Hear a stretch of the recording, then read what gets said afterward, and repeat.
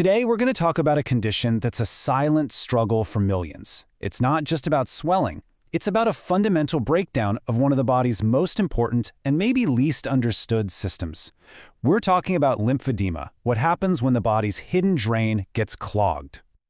I mean, just think about that for a second. Imagine your arm or your leg starts to swell, but unlike a normal injury, it just doesn't go down. It just stays that way and maybe even gets worse. You know, this isn't just a hypothetical. For people with lymphedema, that swelling becomes a constant part of their body. It changes everything: how they move, how they feel, how they live their day-to-day lives. So what is it really? Well, at its heart, lymphedema is basically a plumbing problem, a really complex biological plumbing problem.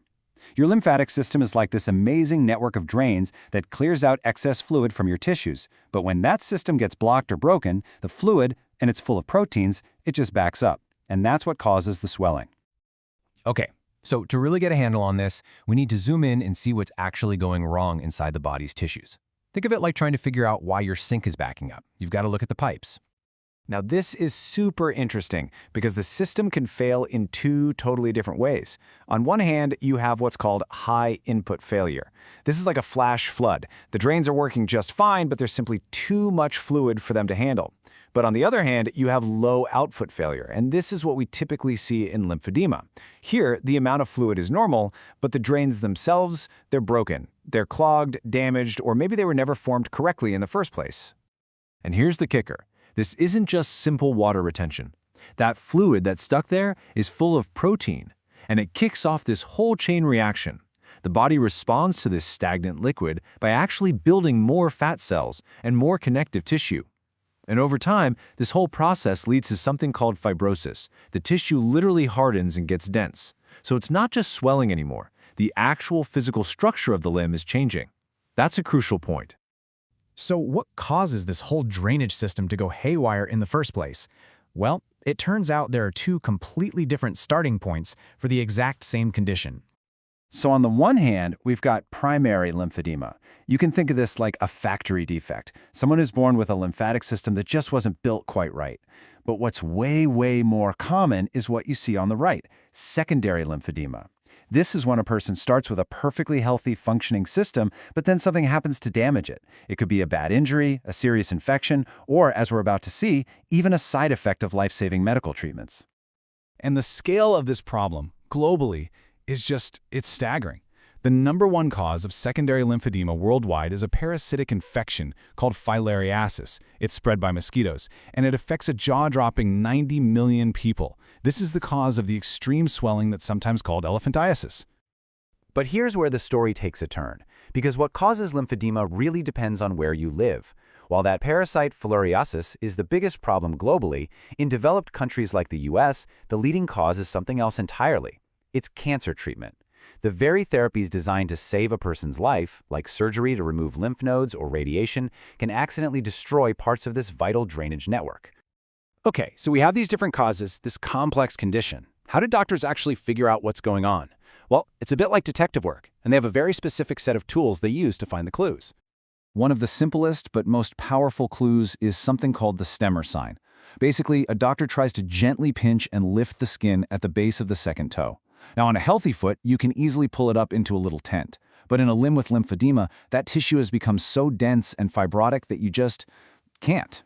It's a classic physical sign, and it's often so reliable that it's all a doctor needs to make a diagnosis. But to be absolutely sure and to actually see the problem, doctors turn to the gold standard test, lymphoscintigraphy. It sounds complicated, but the idea is pretty simple. They inject a tiny bit of a radioactive tracer into the hand or foot, and then use a special camera to watch how it moves, or, more importantly, how it doesn't move up the lymphatic vessels. It's like a traffic report for your lymphatic system. And this, right here, is the smoking gun they're looking for on that scan. In a system that's blocked, the tracer hits a roadblock. It can't go forward, so it starts to flow backward into all the tiny little vessels in the skin. This is called dermal backflow, and it's a crystal clear sign that the drainage system isn't working right.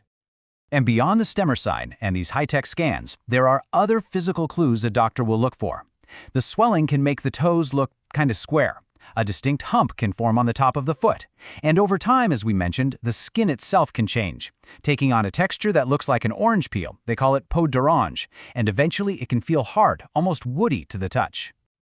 All right, so this is a chronic, progressive thing. Let's talk about the realities of what it's like to live with lymphedema day in and day out, and what kind of hope is on the horizon. One of the most serious dangers for anyone with lymphedema is infection. That stagnant, protein-rich fluid is the perfect breeding ground for bacteria. This can lead to a really painful and potentially dangerous skin infection called cellulitis. And as you can see here, the lifetime risk is over 35%. It creates this terrible, vicious cycle because every infection can cause even more damage to an already fragile lymphatic system. And this quote from the source material really just sums it all up perfectly. We have therapies, things like compression garments, specialized massage, that can help manage the swelling and make life better, but they don't fix the root problem. As it says right here, the disease currently lacks a cure. But, and this is a really hopeful but, science is moving forward. Researchers are looking at some incredible molecular therapies. One idea is called therapeutic lymphangiogenesis.